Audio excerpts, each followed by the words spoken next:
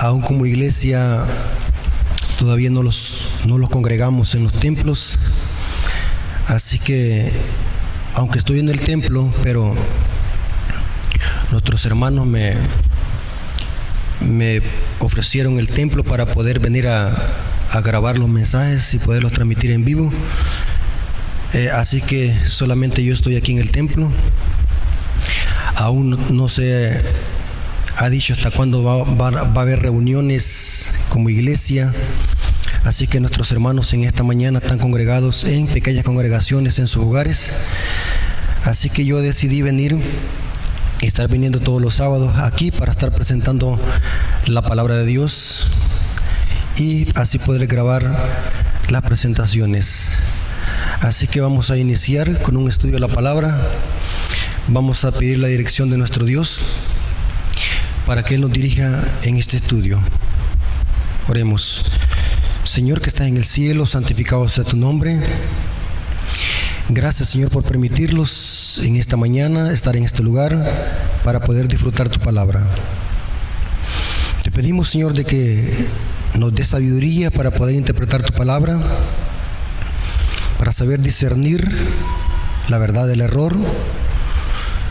Ayúdanos, Señor, danos sabiduría para que podamos hacer sabias decisiones y que podamos siempre ser guiados por tu Espíritu Santo a toda verdad. Bendice a nuestros hermanos que van a escuchar esta presentación, que ellos puedan crecer en conocimiento para la honra y gloria de su nombre. Bendícelo, Señor. Te lo suplicamos en el nombre de Jesús. Amén. El estudio que vamos a tener en esta mañana es sobre el ecumenismo, uno de los engaños satánicos de los últimos días, el ecumenismo. Vamos a hablar del ecumenismo. Para los hermanos que no saben qué es el ecumenismo es un movimiento que promueve la unidad entre los cristianos. Eso es ecumenismo. O sea, un movimiento que promueve la unidad entre cristianos, católicos y protestantes. Eso es ecumenismo, es un movimiento. Este movimiento, hermanos, desde hace mucho tiempo se está levantando en el mundo entero. El ecumenismo, unión de iglesias, dejando a un lado sus diferencias doctrinales, enfocados en un solo objetivo, y es predicar el evangelio basado en unidad. Este es el lema de este movimiento ecuménico: unificados con un solo propósito, en la unidad para poder predicar el evangelio y dejar a un lado las diferencias doctrinales y ser uno, como Jesús lo ha dicho en su palabra. Actualmente, hermanos, quienes promueven el ecumenismo a nivel mundial es un organismo llamado CMI. Estas siglas significan Consejo Mundial de Iglesias. Este organismo sostiene que para cumplir la misión de predicar el evangelio debemos de estar unidos. Y el versículo preferido de este movimiento ecuménico es Juan 17:21, donde Jesús oró por sus discípulos. En su oración sacerdotal oró para que sean uno, como Él y el Padre son unos. O sea, el objetivo del ecumenismo es unión de iglesias en un solo cuerpo, dejando a un lado las diferencias doctrinales. Vamos a ver a la luz de la Biblia si esto es bueno o malo. Actualmente, hermanos, noten lo que voy a decir. Actualmente, el Consejo Mundial de Iglesias está compuesto por 350 iglesias. Esta estadística se actualiza. Ayer en la noche tuve curiosidad de entrar a la página oficial del Consejo Mundial de Iglesias. Y en la lista hay 350 iglesias en todo el mundo que están unidas a este movimiento ecuménico. Y hay en estas iglesias más de 500 millones de cristianos a nivel mundial que están impulsando este movimiento ecuménico. O sea, que estamos hablando de un mega movimiento a nivel mundial, el movimiento ecuménico. Y ¿saben algo, hermanos? Anoche tuve la curiosidad de entrar a la página oficial del Consejo Mundial de Iglesias, porque tienen un sitio en el internet, a ver qué es lo que opinaban ellos sobre la Iglesia Adventista del Séptimo Día. Y sabe, hermano, entré a la página y busqué eso. Y la sorpresa que me di, hermanos, es de que ellos allí, el Consejo Mundial de Iglesias, o los representantes del Consejo Mundial de Iglesias, se expresan tan bien de los adventistas, hablan bien de su doctrina, su origen. Y lo que me llamó la atención al final, en el pie de página, en el artículo que está allí, en el Consejo Mundial de Iglesias, en la página oficial, me llamó la atención qué es lo que decía al final. Noten lo que dice. Les voy a leer el párrafo que lo pusieron ellos al pie de página, como para recalcar o enfatizar este principio que es bien importante. Noten cómo dice: la Iglesia Adventista del Séptimo Día no es miembro del Consejo Mundial de Iglesias. No. Ellos están diciendo claramente en su página oficial que la Iglesia Adventista se desliga del ecumenismo, no está incluido en el Consejo Mundial de Iglesias. Esto refuta, hermano, la idea de muchos grupos que están diciendo que la Iglesia Adventista se ha unido al ecumenismo. Hay que tener cuidado con esta falsa alarma. Hay que investigar las fuentes originales, fuentes oficiales, para que nosotros podamos comprobar si lo que se dice en las redes sociales tiene peso o es invento de personas que quieren atacar a la Iglesia Adventista del Séptimo Día. Ahora, es bien importante, hermanos, lo siguiente que vamos a decir. El movimiento ecuménico, hermanos, es un movimiento que cada día está tomando fuerza a nivel mundial. Entre los papas más prominentes que promovieron el movimiento ecuménico fueron San Juan Pablo II y el Papa Francisco. Y saben, hermanos, lo interesante de estos dos papas, que son unos de los dos papas que están impulsando el movimiento ecuménico a nivel mundial. Estos dos papas, que es Juan Pablo II y el Papa Francisco, hicieron ambos dos documentos donde se exalta el día domingo como día de reposo o como día del Señor. El Papa Juan Pablo II hizo una carta pastoral llamada Dies Domine, donde Juan Pablo II enseña de que los cristianos deben de observar el día domingo como día del Señor en honor a la resurrección. Mientras que el Papa Francisco hizo una encíclica en el 2015. Esta encíclica, que se le conoce como Laudato Si, exalta que para solucionar el problema climático, dice que es importante observar el día domingo como día de la familia. Eso lo dice el Papa Francisco en la encíclica Laudato Si, párrafo 237. Pueden corroborarlo en descargar la encíclica del Papa Francisco. Ambos papas exaltan el domingo, inclusive el Papa Francisco el 14 de mayo de este año había convocado a todos los líderes religiosos a nivel mundial para una reunión en el Vaticano, en la Basílica de San Pedro, perdón. Y lo interesante es que por la pandemia esta reunión se pospuso. El Papa Francisco, hermanos, está preocupado por el cambio climático y él dice en su encíclica de que la observancia del domingo y que se observe el domingo como día de la familia a nivel mundial, eso ayudará a solucionar el problema del cambio climático. Imagínense, ¿qué tiene que ver eso?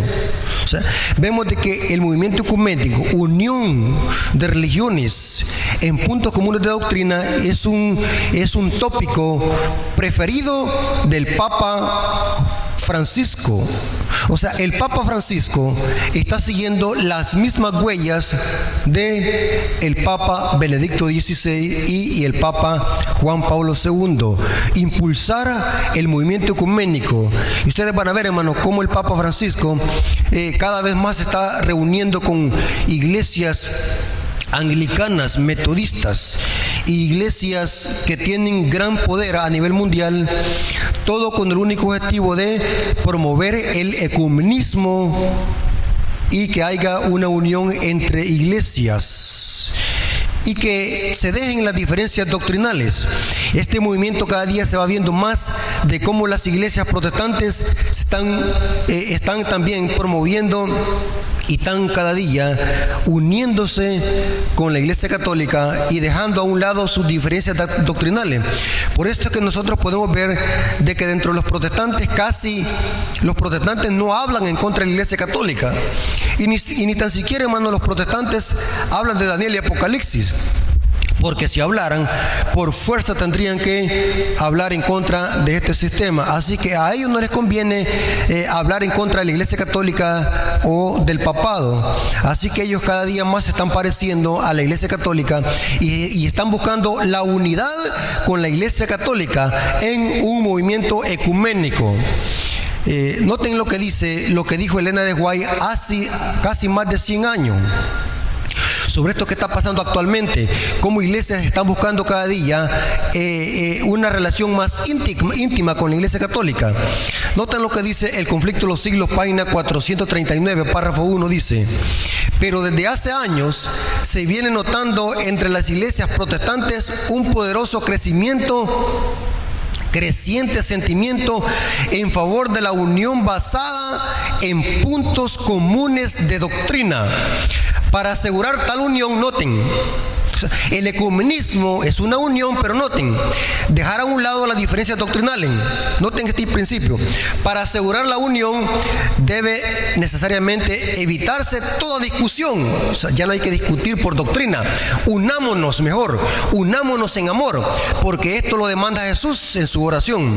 Y dice, evitarse toda discusión de asuntos en los cuales no todos están de acuerdo, por importante que sean desde el punto de vista bíblico. El ecumenismo tiene un solo propósito: unirse en puntos comunes de doctrina y dejando a un lado las diferencias que los dividen y que los hacen tener proselitismo entre ellos. Qué interesante esta cita, que fue escrito aproximadamente más de 100 años. Ahora, vamos a ver si esto es bien delante de Dios. Vamos a ver si Dios aprueba esta clase de ecumenismo. Muchas personas ignorantes de la palabra de Dios creen de que esto es bueno, que nos unamos. Inclusive hay gente que dice, qué bonito unirse, qué bonito es de que en las escuelas hoy se promuevan la Biblia, qué bonito es de que ya no haya diferencia entre cristianos y que nos unamos todos con amor en un solo propósito. Noten que esto es una cortina de humo que el diablo está preparando para algo. Y vamos a ver qué es lo que dice la Biblia, si esta clase de unión es aprobada por Dios o es bíblica. Vamos a ver qué es lo que dice la palabra de Dios. Noten lo que dijo Jesús en San Juan 17, 21, 23. Este es el versículo preferido o la base del ecumenismo católico y evangélico. Juan 17, versículo 21 y 23 dice: para que todos sean uno. Esta es la oración de Jesús antes de irse para el cielo, para el trono de su Padre. Hizo una oración sacerdotal, oró por los discípulos y por los que habían de creer en la palabra de ellos. Y noten cómo dijo: para que todos sean uno, como tú, oh Padre, en mí y yo en ti, que también ellos sean uno en nosotros, para que el mundo crea que tú me enviaste. Noten que Jesús está hablando de la unidad. Para completar la misión es necesaria que la iglesia esté unida. La gloria que me diste yo les he dado, para que sean uno, así nosotros somos uno, yo en ellos y tú en mí, para que sean perfectos en unidad. ¿Jesús está hablando aquí de unidad? Sí. Para que el mundo conozca que tú me enviaste y que los que me has amado también yo los he amado y tú me has amado a mí. Qué interesante, hermano. que Jesús está diciendo que la iglesia, para tener éxito aquí en esta tierra, debe estar unida con un propósito si queremos terminar la predicación del Evangelio. Pero lo interesante es de que Jesús está hablando de una unidad específica. No está hablando de una unidad dejando a un lado las diferencias doctrinales. Jesús está hablando de cuál unidad. El contexto que lo pasan por alto, este movimiento ecuménico, está en el versículo 17. Noten cómo dijo Jesús. San Juan 17:17. Vamos a ver cuál es la base para una unidad bíblica. ¿Cuál es la base para esta unidad que Dios aprueba? Dice San Juan 17:17. Santifícalos en tu verdad, tu palabra es verdad. ¿Cuál es la unidad que Jesús aprueba? ¿O de cuál unidad Jesús está hablando que se unieron los discípulos como el Padre y el Hijo son uno? Jesús estaba hablando de una unidad que está basada en la verdad, nada más. O sea, Dios no está hablando que la iglesia se una en el error. Dios está hablando que se una en la verdad. La verdadera unidad que Dios aprueba es aquella que está basada en la verdad. Es aquella que tiene como base la verdad de Dios. La verdad es su palabra, no doctrinas y mandamientos de hombres. O sea, la unidad que busca el ecumenismo católico y evangélico es una unidad humanista donde se exalta al hombre en lugar de exaltar la verdad, que es la palabra de Dios. Es una unidad donde busca exaltar las tradiciones y costumbres de hombres en lugar de exaltar la verdad. Ahora, ¿qué es la verdad? Ahora, Jesús dijo, tu palabra es verdad. Pero hay que ser más concisos y precisos en esta palabra. ¿Qué es la verdad? Jesús es la verdad. Sí, su palabra es la verdad. Pero ¿qué es la verdad? Salmo 111, versículos 7 y 8. Salmo 111, versículos 7 y 8. Noten lo que dijo el salmista. Las obras de sus manos son verdad y juicio. Fieles son todos sus mandamientos, afirmados eternamente y para siempre, hechos en verdad y en rectitud. Que la verdad, sus mandamientos. O sea, la verdadera unidad tiene que estar basada ¿qué? En los mandamientos de Dios, no en los mandamientos de hombres. Salmo 119, versículo 142. Salmo 119, versículo 142 dice: tu justicia es justicia eterna y tu ley es la verdad. ¿Notaron, hermanos? La verdad es la ley de Dios. O sea, según lo que está hablando Jesús, la verdadera unidad que Dios aprueba y que es bíblica es aquella unidad que se basa en la obediencia a los mandamientos de Dios, no al humanismo que exalta costumbres y tradiciones de hombres. El movimiento ecuménico, hermanos, es un movimiento que busca desechar la verdad de Dios y exaltar el humanismo, que no tiene nada que ver con la verdad bíblica. Ahora, esto lo corrobora también el espíritu de profecía. Voy a leer 3 citas, hermanos. 3 citas claras y poderosas que enseñan de que una unidad que esté basada en el error es una unidad que Dios la desecha. Vamos a ver lo que dice Mensajes Selectos, tomo 1, página 206. Mensajes Selectos, tomo 1, página 206, párrafo 1. Noten lo que dice. Cristo demanda unidad.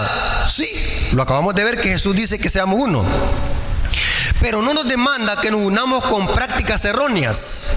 El Dios del cielo traza un nítido contraste entre las puras y elevadoras y ennoblecedoras verdades y las falsas doctrinas que descarrían. Noten, da al pecado y a la impenitencia el nombre adecuado. No recubre el error en una capa de orgamasa delenable. Insto a nuestros hermanos a que se unifiquen, noten la unidad, a que se unifiquen en la base verdadera y bíblica. ¿Cuál es la verdadera unidad que Dios aprueba? La unidad que está basada en la Biblia, en la verdad de Dios, no en el error, no en la mentira. No tengo otra cita. Mensajes Selectos, página 425. Mensajes Selectos, tomo 2, página 425, párrafo 3, dice, noten: no debe haber ninguna clase de contemporización con los que invalidan la ley de Dios. no es seguro confiar en ellos como consejeros. Nuestro testimonio no debe ser menos decidido que antes. No debemos velar nuestra posición real a fin de agradar a los grandes hombres del mundo. Pueden desear que nos unamos con ellos y que aceptemos sus planes, y pueden realizar propuestas concernientes a nuestra conducta que podrían proporcionar al enemigo una ventaja sobre nosotros. No llaméis conspiración a todas las cosas que este pueblo llama conspiración, ni temáis lo que ellos temen, ni tengáis miedo. Isaías 8:12. Si bien es cierto que no deberíamos buscar la polémica, noten cómo dice, y no deberíamos ofender innecesariamente. Debemos presentar la verdad con claridad y decisión y permanecer firmes en lo que Dios nos ha enseñado en su palabra. Notaron que la verdadera unidad es aquella que está basada en la verdad bíblica, en la verdad de Dios, no en el error. Otra cita, Mensajes Selectos, tomo 3, página 471, párrafo 1. Tenemos un mensaje decisivo que dar, y se me ha instruido para que diga a nuestro pueblo: uníos. Pero no debemos unirnos con los que se apartan de la fe, prestando oído a espíritus seductores y a doctrinas de demonio, con nuestros corazones enternecidos, bondadosos y fieles. Tenemos que avanzar para proclamar el mensaje sin prestar atención a los que se desvían de la verdad. Tremendas citas, hermano. ¿Cuál es la unidad que Dios aprueba? ¿Por cuál unidad Jesús oró? Por la unidad que está basada en la verdad bíblica.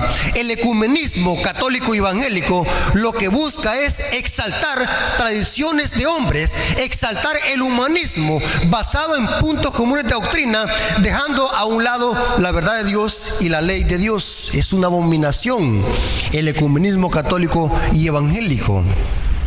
Y van a ver, hermanos, que cada día se están uniendo más iglesias protestantes a este movimiento, porque hoy ya no quieren hablar en contra de la iglesia católica y en contra del papado, porque no es el papado que ha cambiado. Quienes han cambiado son los protestantes, que se han alejado de sus líderes reformadores que levantaron la reforma protestante. Y saben algo muy importante, hermano.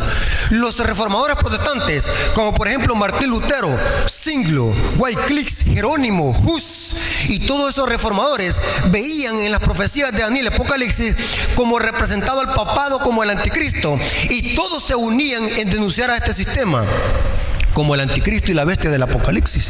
Muertos los reformadores, con el tiempo las iglesias protestantes han ido cambiando. No es el papado que ha cambiado. Inclusive el espíritu de profecía dice que el papado es como un camaleón que se adapta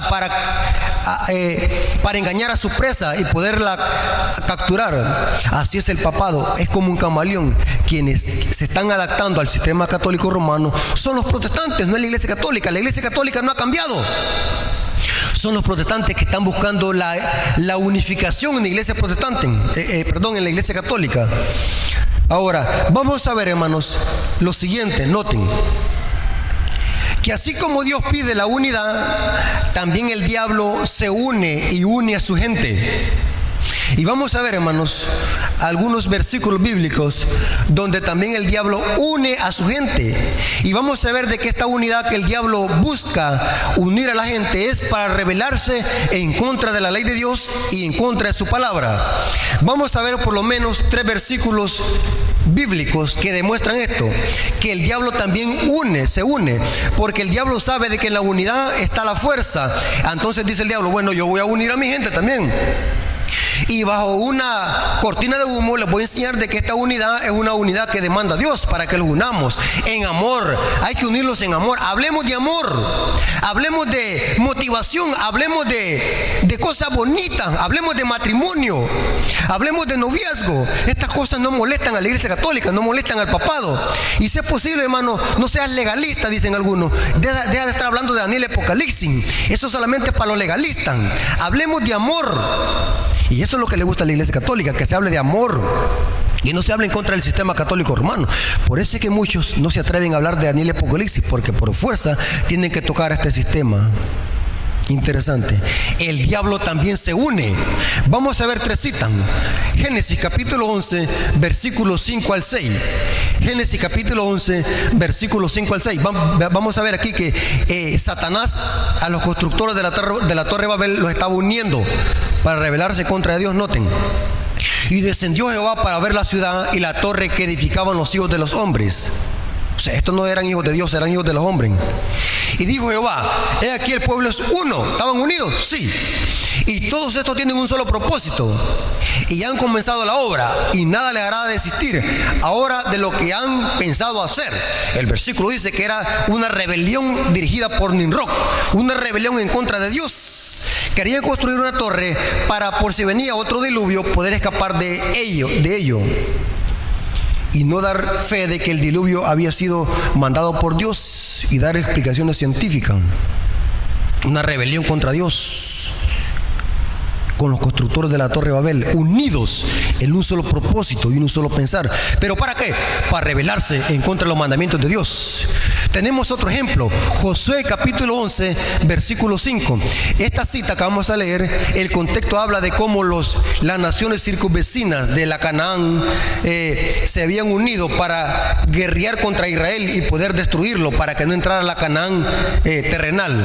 Estas naciones eran los jebuseos, los heteos, los cananeos, eran naciones de impíos, de gigantes, que se unieron para aniquilar a Israel. Y noten cómo dice el versículo, Josué 1:5, dice: y todos estos reyes se unieron. Noten, el diablo también tiene su gente que se une. O sea, el diablo también busca la unidad con su gente. Así como el pueblo de Dios debe estar unido, también el diablo dice: unamos a nuestra gente. Todos estos reyes se unieron y vinieron y acamparon unidos junto a los aguas de Merón. ¿Para qué? Para pelear contra Israel. El diablo también sabe, hermanos, que en la unión está la fuerza. El diablo sabe esto y el diablo une también a su gente. Noten lo que dice Salmo capítulo 2, versículo 1 al 3. Salmo capítulo 2, versículo 1 al 3 dice: ¿por qué se amotinan las gentes y los pueblos piensan cosas vanas? Se levantarán los reyes de la tierra, los príncipes consultarán unidos contra Jehová. Noten para qué se unen los príncipes de la tierra. Se unen ¿para qué? En contra de Jehová y su ungido. Ese ungido es Cristo, diciendo: rompamos sus ligaduras, echemos nosotros sus cuerdas. Eso está en Salmos capítulo 2, versículo 1 al 3. Este salmo, hermanos, es un salmo profético. Y les voy a explicar, hermanos, de qué trata este salmo. Este salmo, hermanos, se cumplió parcialmente en los tiempos de Jesús. Estos príncipes que consultaron unidos eran los líderes religiosos que comandaban el Sanedrín judío y las diferentes sectas o partidos políticos en los tiempos de Jesús.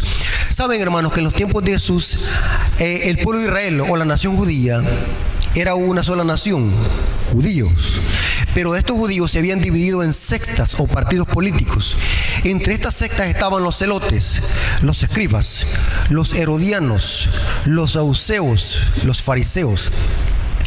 Todos eran judíos, pero se habían dividido en sectas o partidos políticos y estaban divididos doctrinalmente. Por ejemplo, los fariseos creían en la inmortalidad del alma, según Lucas 16:24. Eso Jesús lo dijo en la parábola del rico y Lázaro. Mientras que los saduceos no creían en la resurrección de los muertos. O sea, estas sectas, aunque todas eran judíos, lo interesante es de que estaban divididos doctrinalmente. Pero a la hora de matar a Jesús, la Biblia dice que se unieron en puntos comunes, dejando a un lado sus diferencias doctrinales, para buscar la ayuda del poder civil de Roma y así matar a Jesús. Noten que también el diablo se une.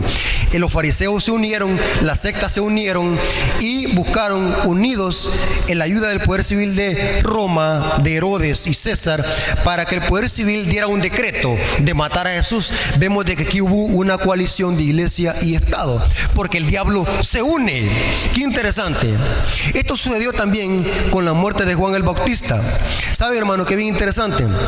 Si Si ustedes buscan los textos bíblicos cómo fue muerto Juan el Bautista, la Biblia enseña de que Juan el Bautista fue muerto en una fiesta de cumpleaños que celebraba el rey Herodes.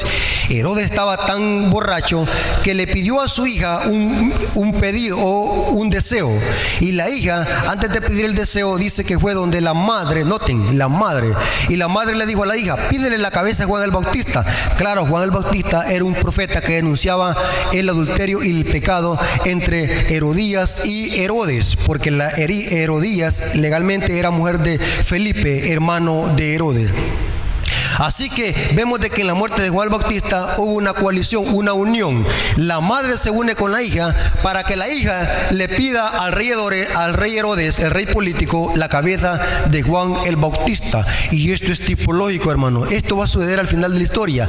El diablo busca unidad, no una unidad para exaltar los mandamientos de Dios, una unidad para rebelarse en contra de los mandamientos de Dios y para perseguir aquella minoría que se oponga a esta falsa unidad ecuménica, que lo que busca es exaltar los mandamientos de hombre. Los que se opongan al final de la historia van a tener que recibir la persecución de parte de estos sistemas. Muy importante. ¿A dónde dice esto la Biblia? Que el pueblo de Dios va a ser perseguido no por pagano, el pueblo de Dios no va a ser perseguido por impío, el pueblo de Dios va a ser perseguido por gente que profesa ser pueblo de Dios. O sea, la persecución al final de la historia va a ser entre cristianos profesos unidos para perseguir a un pueblo que está en contra de esta falsa unidad ecuménica. Noten lo que dijo Jesús en San Juan capítulo 16, versículo 1 al 14. San Juan capítulo 16, versículo 1 al 4, perdón.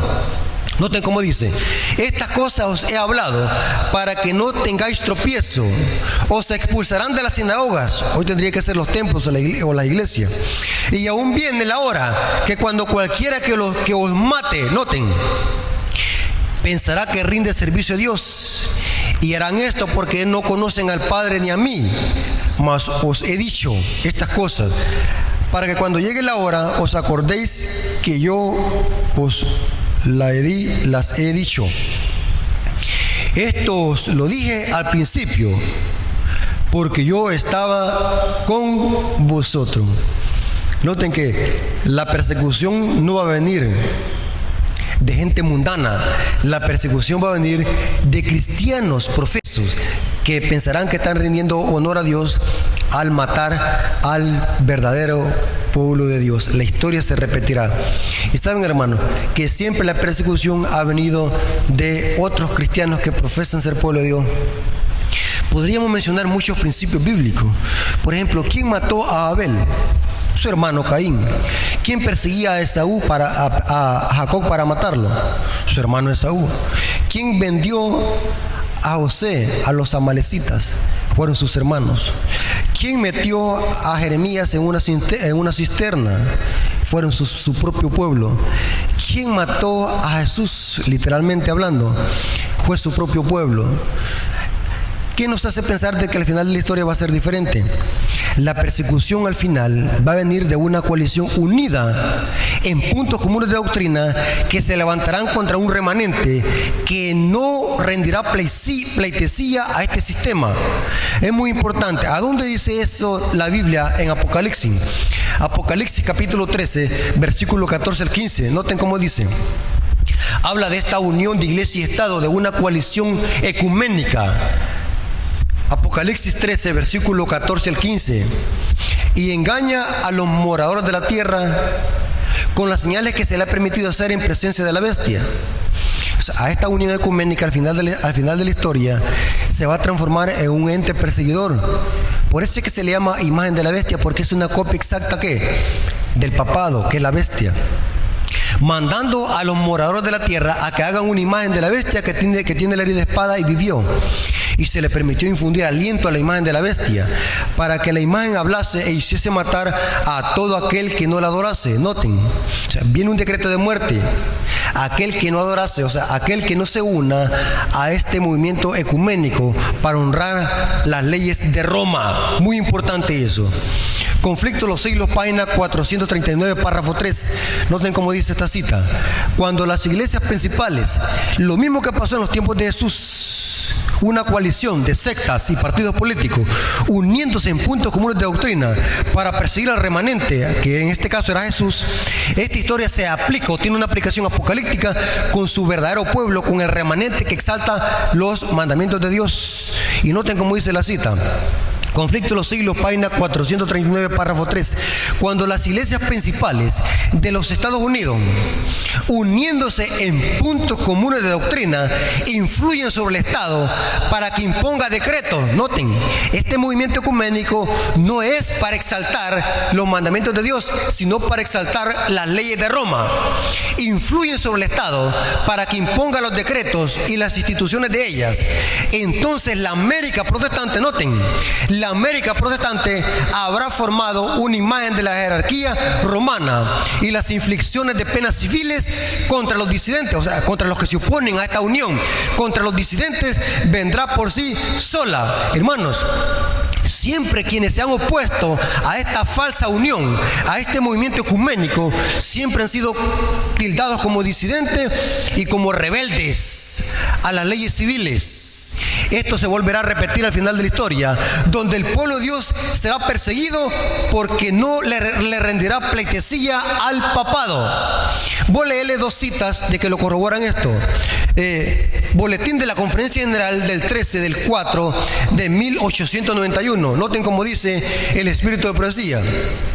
La palabra de Dios declara explícitamente que la ley divina será menospreciada. Pregunto, hermanos, ¿ustedes creen que este movimiento ecuménico de exaltar el domingo, el Día de la Familia, de invitar a todos los líderes religiosos a una reunión allá en la Basílica de San Pedro, ustedes creen que es para que el Papa Francisco les diga a los líderes religiosos, mire, nosotros estamos mal porque estamos quebrantando el sábado como cuarto mandamiento? No, ¿ustedes creen que para eso es? No, es para exaltar el domingo, el Día de la Familia. O sea, lo que busca el movimiento ecuménico es exaltar el humanismo, exaltar los mandamientos del hombre en lugar de exaltar la palabra de Dios. Y noten cómo dice: la palabra de Dios declara explícitamente que la ley divina será menospreciada o hollada por el mundo. Noten, prevalecerá extraordinariamente la iniquidad.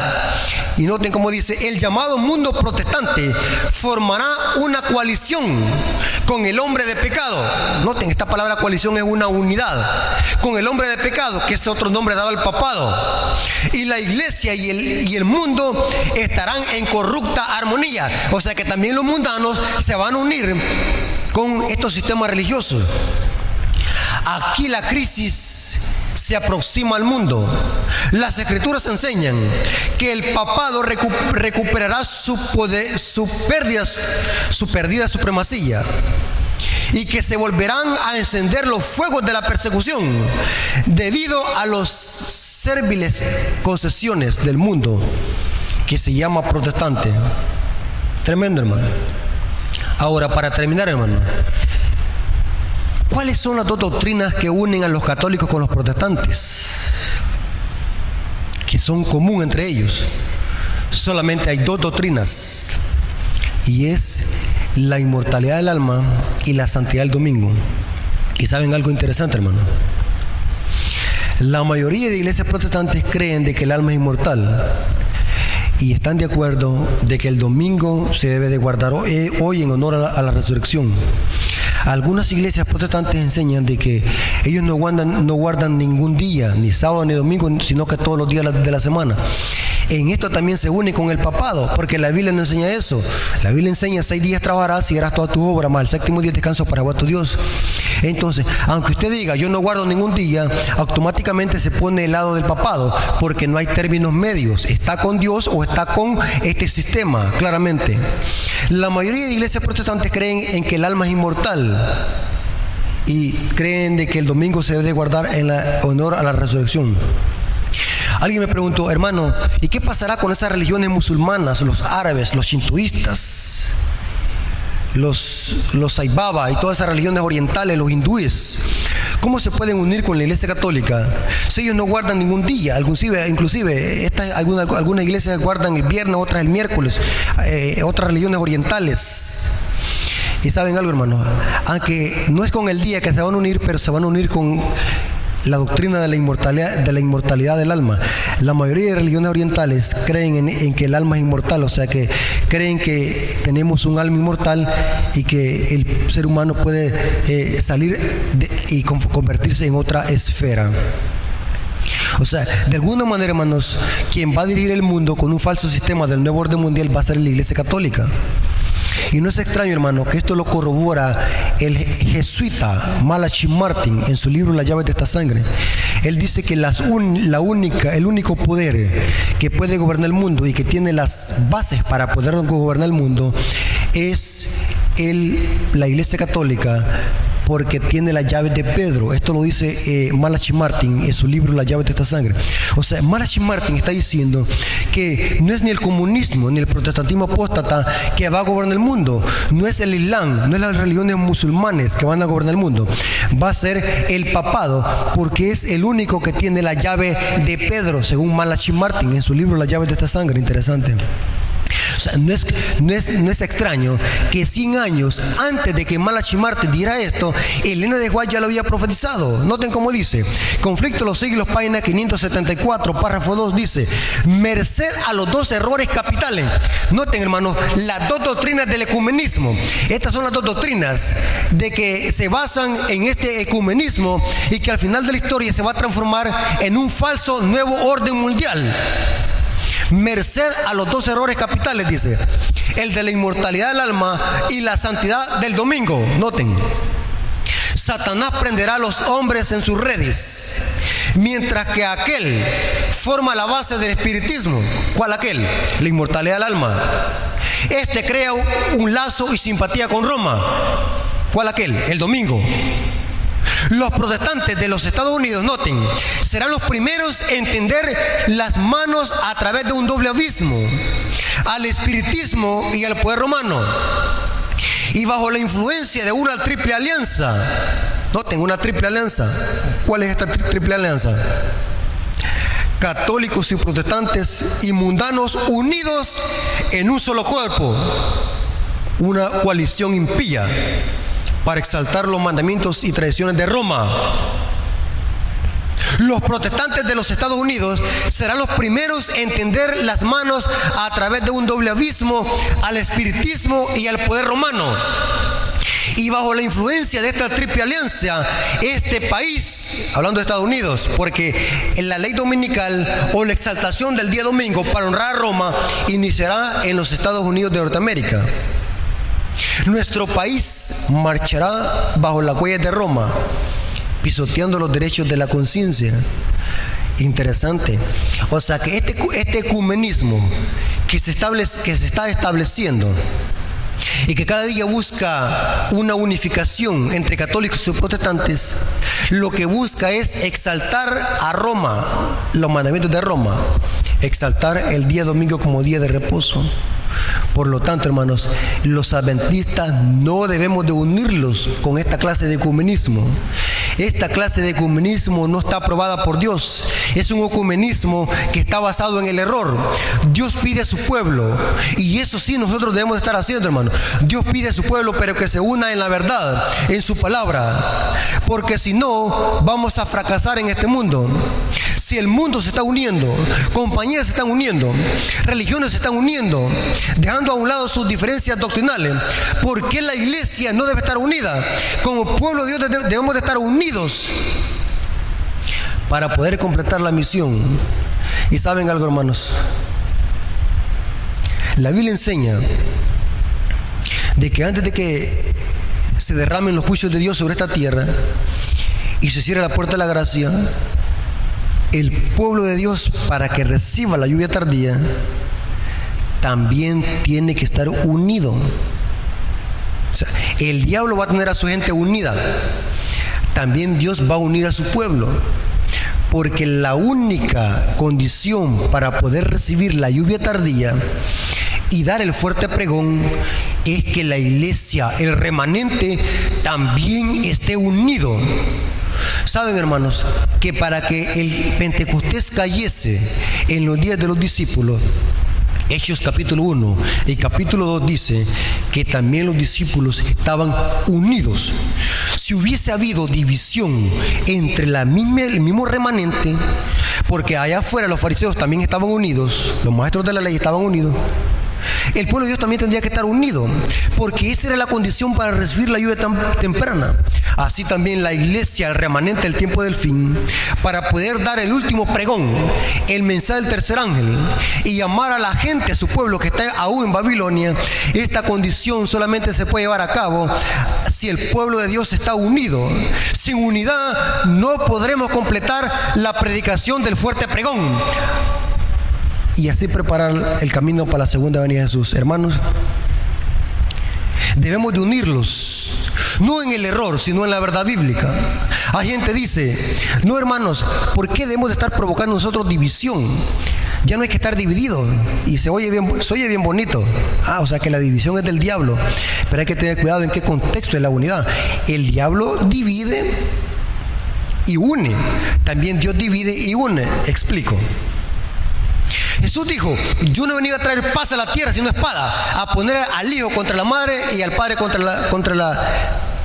el hijo, y a la suegra contra la nuera, y los enemigos del hombre serán los de su casa. Pregunto, ¿Dios divide? Sí, porque la verdad divide, pero la división que Dios hace es que divide la verdad del error.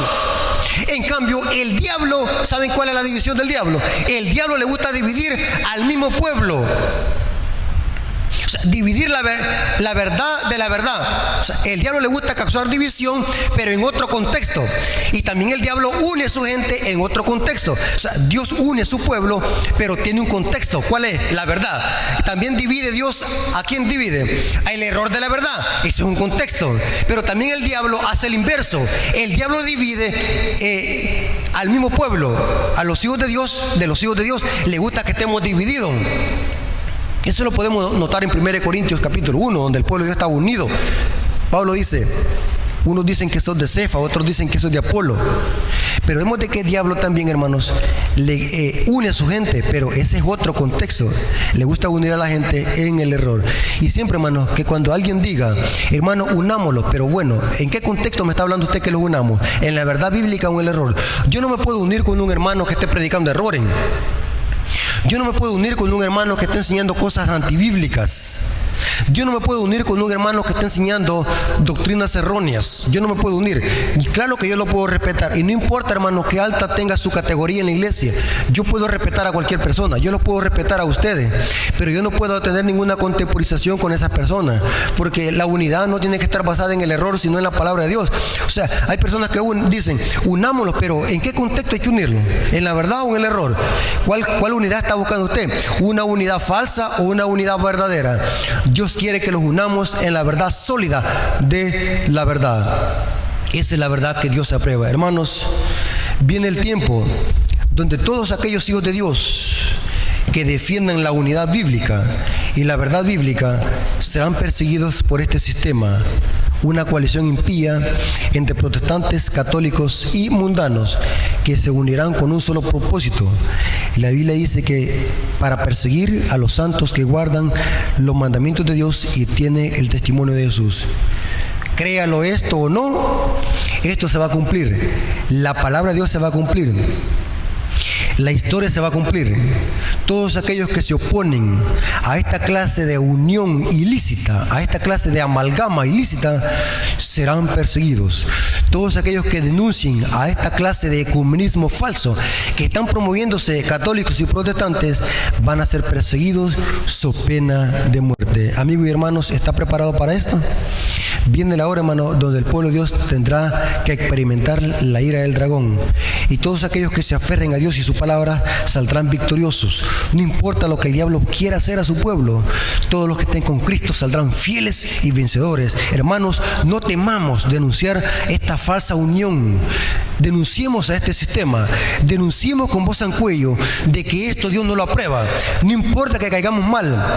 No importa que perdamos amistades, es preferible mejor obedecer a Dios antes que a los hombres. Yo invito a todos nuestros amigos y hermanos que podamos levantar la bandera y el estandarte de la verdad y poder decir, esto no es de Dios, esta es la bestia y esta es la marca de la bestia. Hermanos, vamos a orar. Gracias, Señor, por tu palabra. Gracias porque es una guía segura en este mundo de tinieblas y engaño. Gracias, Señor, porque tu palabra es clara y diáfana. Nos hemos dado cuenta de que este ecumenismo que el mundo entero está incitando y que cada día se están uniendo más cristianos a este movimiento ecuménico, esto no tiene nada que ver con Dios ni con tu palabra. Es un engaño del diablo, es una cortina de humo para engañar al mundo y así establecer un falso nuevo orden mundial basado en una rebelión para exaltar los mandamientos de Roma. Señor, ayúdalos, Señor, a permanecer fieles a tu palabra. Ayúdalos, Señor, a poner siempre tu palabra por encima de cualquier conducta, de cualquier doctrina y mandamiento de hombre. Señor, reconocemos de que sin ti es imposible vencer, pero en ti sabemos que somos más que vencedores. Gracias, Señor, por tu palabra. Gracias por tu amor y tu misericordia para con nosotros. Te lo agradecemos y lo suplicamos en el nombre de Jesús. Amén. Dios les bendiga, hermanos, y pasen un feliz sábado.